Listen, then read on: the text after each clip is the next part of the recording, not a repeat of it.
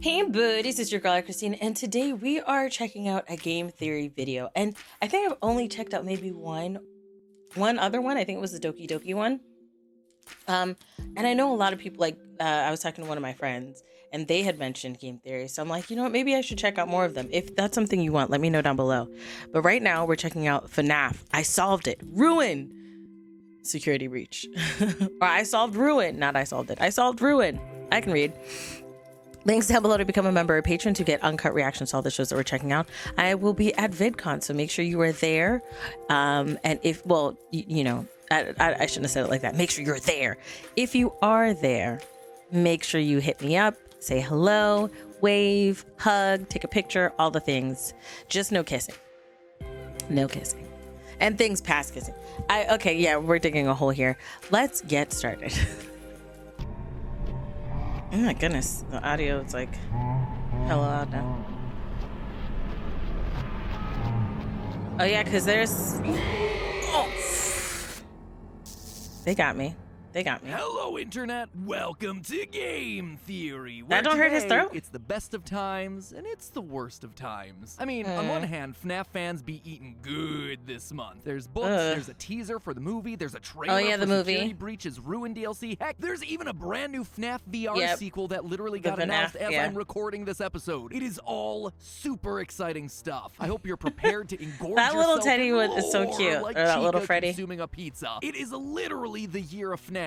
Which is fitting since it's 2023 is it and that's the year coming of FNAF out 3. This also, probably year? FNAF 6. Honestly, the only thing they're missing from this year is some sort of haunted they're from the attraction. future. But on the other hand, there is chaos in the wider theorist community. Buried in this landslide of new material are a lot. And I mean a lot. You see her face like being pulled apart? Usually explicit for this franchise. Hints to the origins of Henry. Revelations about secret AI programs controlling the Pizzaplex. Confirmation that Gregory was in fact Patient 46. But here's the thing. No one can actually agree on what it's all trying to say. Everyone recognizes that there's been a lot of very important stuff that's being revealed lately, but every online FNAF theorist that I've seen has taken the clues and wound up with a different solution to the puzzle. And normally that's not a big issue. That is the beauty of theorizing, to reach your own conclusions, to make your own predictions, to come up with your own personal headcanons as part of the internet hive mind's attempts to work together and solve a common mystery. Brains are so gross to look at. People that you don't, and you know what? It's great to have either them. way. Except this time, but they just look gotta squishy and whatnot. Figure it out. What we're talking about today is some major stuff. Everything that's coming out right now feels like it's trying to guide us into what the plot of Security Breach was meant to be. And now with Ruin coming out in July and building off of that initial game, we've got a ticking clock demanding that we solve things and quick. So is Our Ruin window is tight. So today I'm here to catch you up on all the major reveals and the ensuing he said it's DLC. before throwing my purple hat into the ring on what I suspected all. There's a lot. I remember the last lore that I knew of was with the purple guy and the security guard that killed children, put their bodies into the suits. And is that still a thing? You know, I guess he'll talk about it, right? Or he might not. But the other thing is, I didn't know there was DLC for Security Breach. I don't think I played Security Breach. I think I watched a bunch of people play it, but I didn't play it. And I remember that was the Security Breach is the console one. Yeah. That's the console one, the one that was on PlayStation. Yeah. Okay. Does Xbox have it? Let me know. Let's continue. I decided to take a second. Today's episode, friends. Good news. I think we've been on the right track the entire time. Bad news. I don't think the wider FNAF community is going to agree with me. This one is going to be a battle. So, are you ready, theorists? This it's is time Sparta. To eat pizza and theorize, and I'm all out of pizza. Okay, first let me catch you up on the big FNAF drama. Let me set the stage. It's April. All of Team Theorist over here has just finished slaving away on our massive timeline for the series. Okay, his eyes are red. Coconut drinks in our hands, eager to take a break from the franchise until Ruin's release later in the year. But nope. Scott had himself some other plans. He smacked those beverages clean out of our hands and released 3 new books. Submechanophobia, The Bobby Dots Conclusion, and Nexi. Now, normally that wouldn't be too much of a concern, right? I didn't know he was Books dropping have been books. coming out for years. It's just part of the content treadmill at this point. And it's not like they tend to add a whole lot. Only I wonder how much every Scott 6 stories has is made even from this remotely more franchise, relevant. And even then, the connection back that's to the pretty games cool only that he was able to exists do if you that. squint at it. But oh, Power no, video friends, games. not this time. Across the 3 3 books, story after story after story seems to have significant lore implications. And not only that, they're also much more direct in the way that the information is presented, with characters and events mapping largely one for one onto characters and events from the games. If you're not in the habit of reading these things,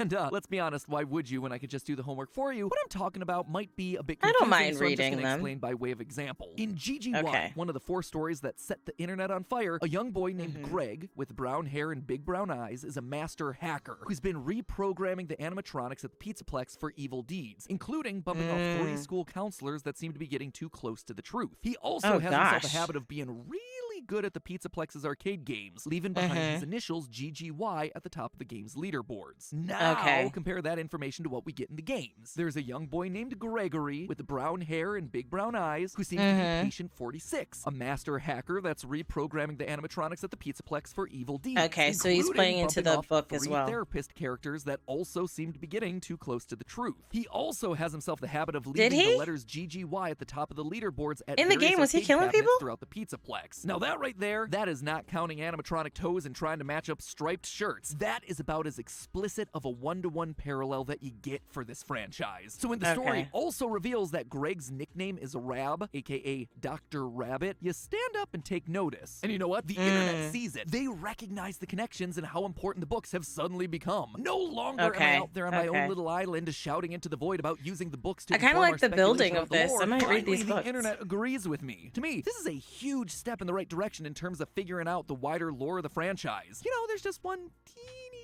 tiny little problem with this. No one can quite agree just how seriously to take this lore. After years of denying the book's canonicity, there's suddenly been a massive swing of the pendulum the complete other way, where now many pockets of the FNAF community vehemently believe that these most recent stories are fully canon with the games. In other words, we're no longer talking about an alternate universe where events are similar to the games, but with slight differences. Oh no. Now the debate is all about whether what you read in the books also happened in the Pizzaplex that we play through in the game. So before we dive into that can of worms, let's just talk about the stories themselves. I already filled you in on GGY, which means it's time to talk about the other 3, which tell themselves a connected timeline of events. Starting with the first, the Mimic. This is the one that everyone has been losing their collective minds over. This story tells the tale of Edwin, a genius inventor and single father, and his hyperactive son, David. Basically, Edwin is overworked. Years ago, he sold his struggling robotics company to Fazbear Entertainment, who now has him hard at work turning their, quote, weird costumes into entertaining robots. With the first one that he's working on being a bright yellow chick. There's just one problem here, David. David is 4 in all the best and worst ways possible. It means that he's excitable, but it also means that he's moody and demands a lot of time and attention. 2 things that Edwin does not have. So to fix his problem and get himself more work time, Edwin creates a piece of software known as Mimic 1. Using some spare robot parts, he makes a legless endoskeleton that's able to copy everything that David does. Basically, this thing's an AI that's using David as his training data. And while Mimic 1 starts by merely copying David, pretty soon it's able to respond on its own, independently. And David not a 4-year-old. loves this thing, which means that Edwin is finally able to disappear into his work. Everything seems to be going well. That's never a good idea.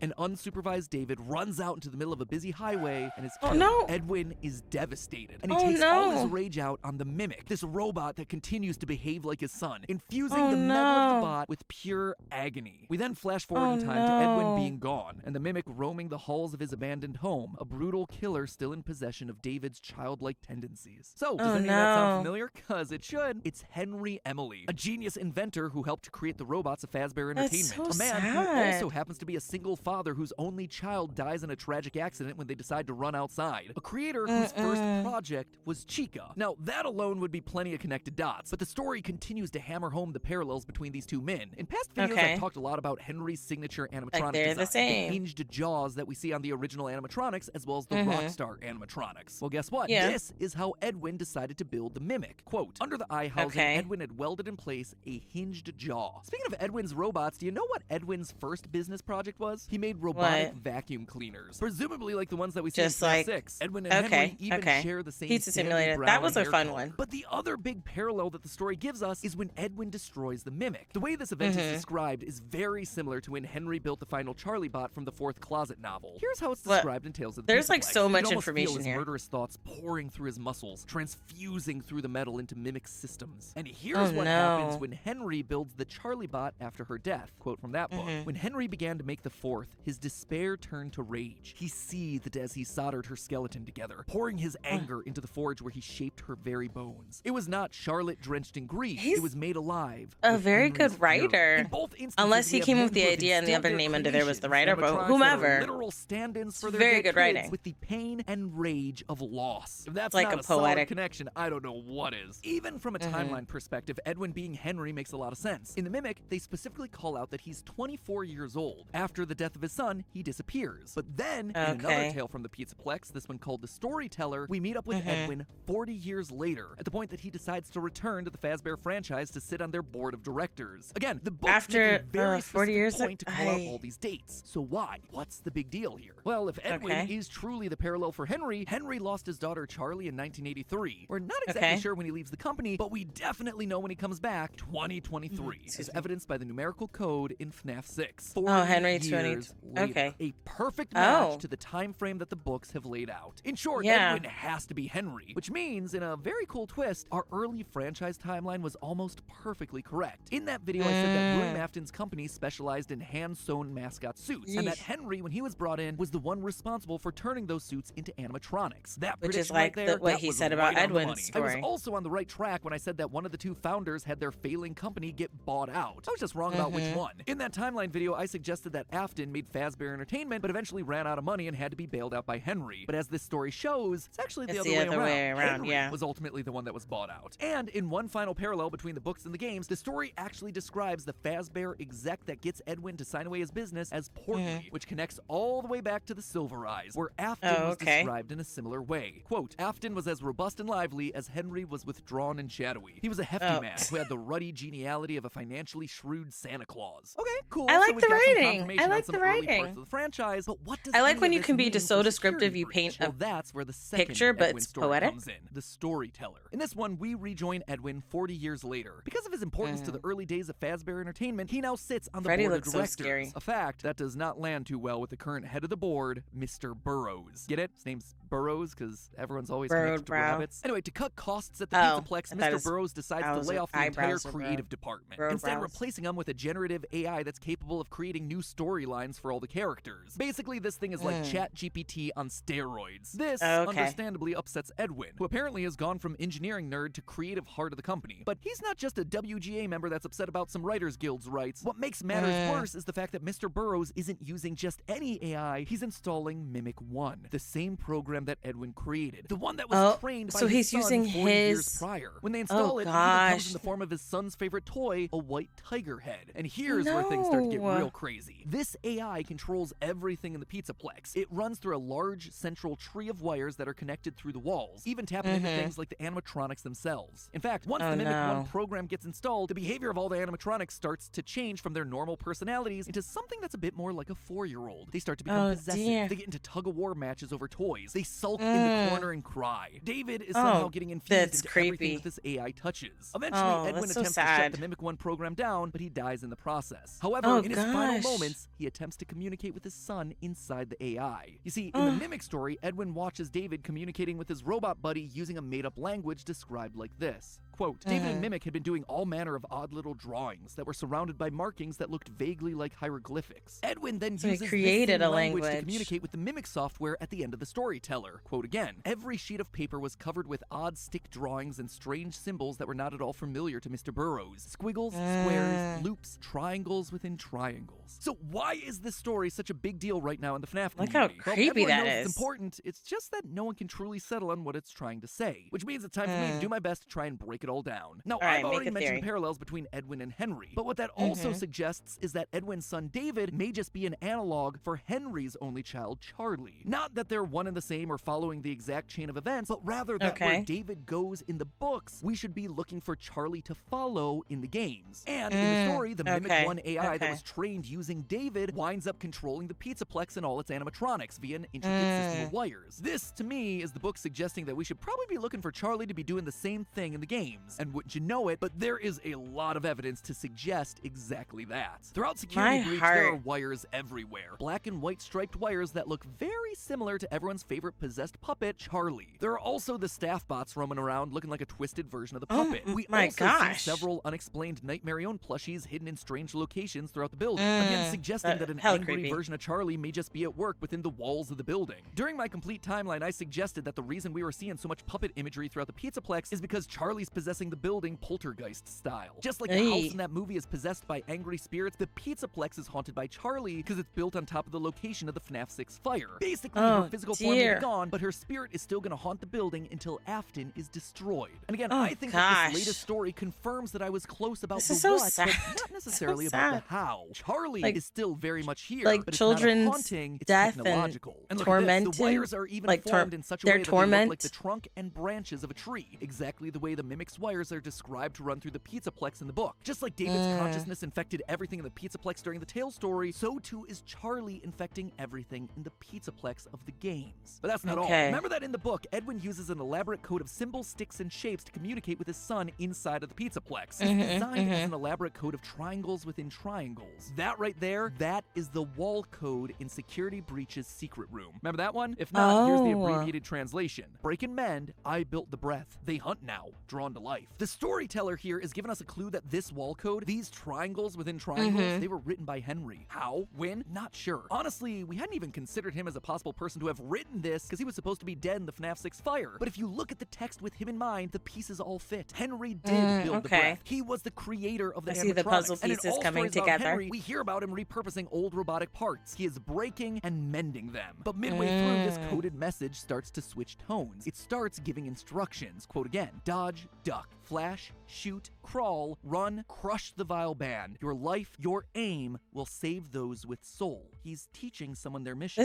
This looks like Shakespeare right here.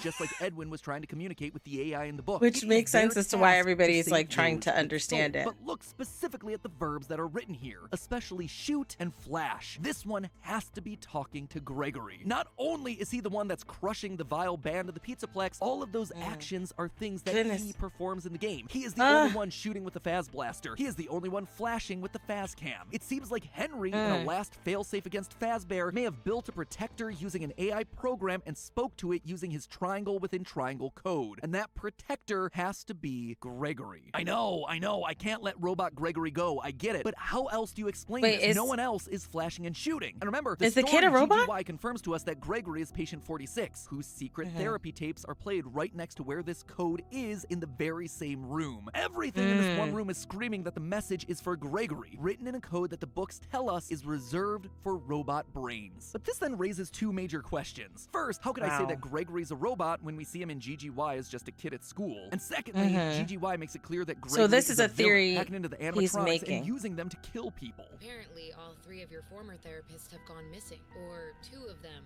are missing. One of them was found dead. The woman's body was pretty messed up. It looked like it was mangled by machinery. Gregory's pen name for a large portion of the book is Dr. Rabbit, for crying out loud. If that doesn't scream, oh, by the way, I'm also working for Afton, I don't know what does. He even calls himself the wizard's most favorite apprentice. So how can I say that he's working for Henry when it's very clearly being told to us that he's also working for William? Well, first off, we never actually see confirmation that he's a human in the book. That's in fact, we largely get the opposite. Gregory is actually described in the book as, quote, an unfamiliar kid. This is happening very fast. So the kid, so he's theorizing that the kid is a robot and that this is a code, an AI code that only a robot could understand because it was something that the son, David, had created in the books to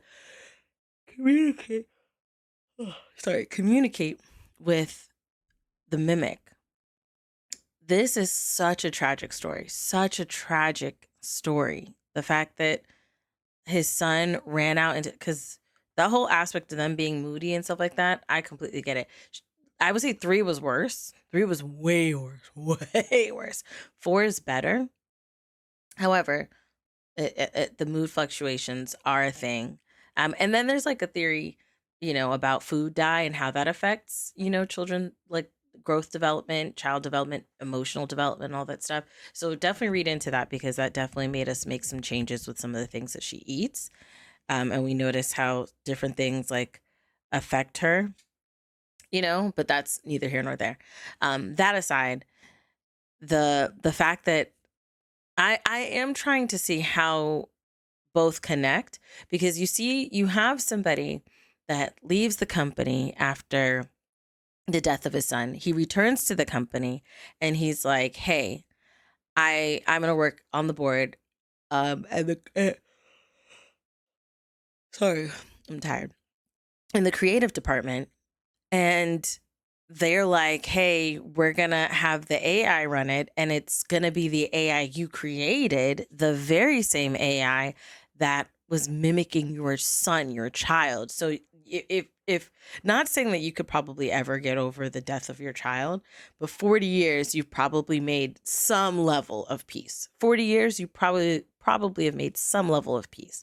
But then to go back to the company, right? Which that's a reminder in it of itself. I'm sure if that was a show, that would be the moments when they walk in the doors and then they're seeing all this Fazbear stuff around them and they're getting flashbacks of what it was like when they were with their child. And I'm sure there was guilt coming in, like, "Oh, I worked all the time and he just wanted to play and I didn't play enough with him," and all that stuff, right? I'm sure that those are things that come to mind. And then to have this like whole mimic thing, you're just like thrusted into a memory that you have tried to make some peace with. Wild. This other kid though, so this kid was killing his therapist? Like, this kid, did he live at the end of the game? Y'all need to let me know, because I feel like he's a kid. I mean, he could be a robot, right? That's a possibility. It's not confirmed. This is Matt Pat's theory, not like not confirmed yet. But whether he a robot or he a kid, this is giving. What was that movie? There was a movie where there was a kid, and I think it was with Macaulay Culkin. I think he was in it.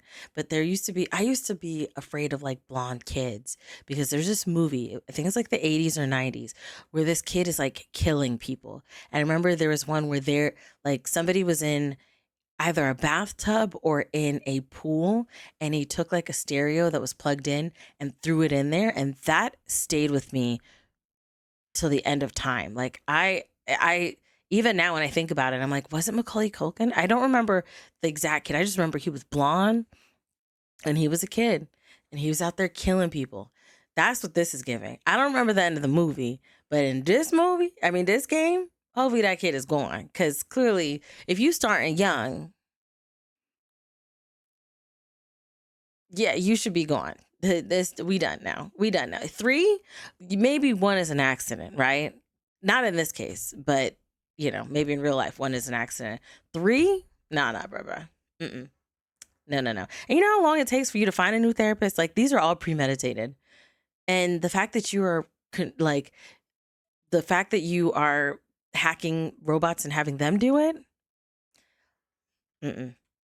Who looked a little lost at the start of the school year. So there's no past with this kid, no growing old together with a group of friends. He just appeared out of nowhere one day. What's more, whenever his friends do something odd, Gregory reacts in a very robotic way. He cocks his head and he has a weird pause in his behavior. Is that a lot to go off of? No. But also nothing about him explicitly says that he's necessarily human, or that he's just a reluctant follower of Afton. Bringing but his obviously the bigger question here is how. Creepy. How can he be both a protector bot and an agent of Afton at the same time? This is also a question that's raised in the books. If GGY is saying that Gregory and Glitchtrap are in control of the animatronics, but then the storyteller is saying that an AI version of Charlie is controlling the animatronics, who's actually in control here? Both of these stories feel crucial to understanding Security Breach's lore, and yet they seem to contradict each other. So what is going on? Well, for that answer, we actually have to go to the trailer for the new Security Breach DLC, Ruin. In the last few seconds of footage for this new game, we see a glitching techno-rabbit, glitching between 2 colors, green and purple. This effect is known as chromatic aberration, which is when the lens of a camera is unable to focus the different colors of light into the exact same point. Usually you see this sort of thing with red and blue. Sometimes red and green. Purple and green is not usually the natural color combination for this sort of effect, which means that it's trying to tell us something. And this isn't the only time we see it. If you go over to securitybreachtv.com, which has been the go-to location for all online teasers for these games, the website has the Steel Wool logo down in the corner, glitched again between purple and green. Not only that, they're reverses of each other. Not just reflections, but actually facing in opposite directions. wins? Well, we know that purple is always going to be the villain color. It's evil. That is Purple, a given yeah. for this franchise. But green, Like Purple that Man. then, is probably the opposite color, the hero color. And while it could represent Elizabeth with her signature green eyes, what I suspect is more likely is that the green is Charlie, the color of the security puppet's eyes, the color of the wristband that she was wearing the night that she died, all green. So within Gregory, and honestly within all of these animatronics, there's a capacity for both good and evil. Glitch Trap is in the code, obviously, he's purple, but there's also a force for good, Charlie, in there as well as green. And what we're playing through is a battle between these two to ultimately decide who wins. That's why the tiger head and the Tales from the Pizzaplex story has two differently colored eyes. It shows two forces at work within the same program. This also explains why throughout the game, the other animatronics are getting corrupted, but why Glamrock Freddy isn't. He's booted in safe mode. The storyteller establishes that all the animatronics So are he's hooked on into your the side? computer network that controls the Pizzaplex. By glitching out and then rebooting in safe mode, Glamrock Freddy is separated from that system, as well as any sort of corruption that's happening within it. And just like that, it all became crystal clear. The reason we have two stories telling us about two different sources of control over the animatronics in the Pizzaplex isn't because Scott changed his mind or because Steel Wool didn't get the memo. It's because Ruin is literally going to be a battle for control. The forces of evil, Glitch Trap, versus the forces for good, Charlie. One who wants to kill kids and use their souls to gain eternal life, and another who wants to put it all to rest and protect those who can still be saved. And Gregory is stuck there in the middle, both of them existing inside of him. Like he says himself at the end of the trailer, "Don't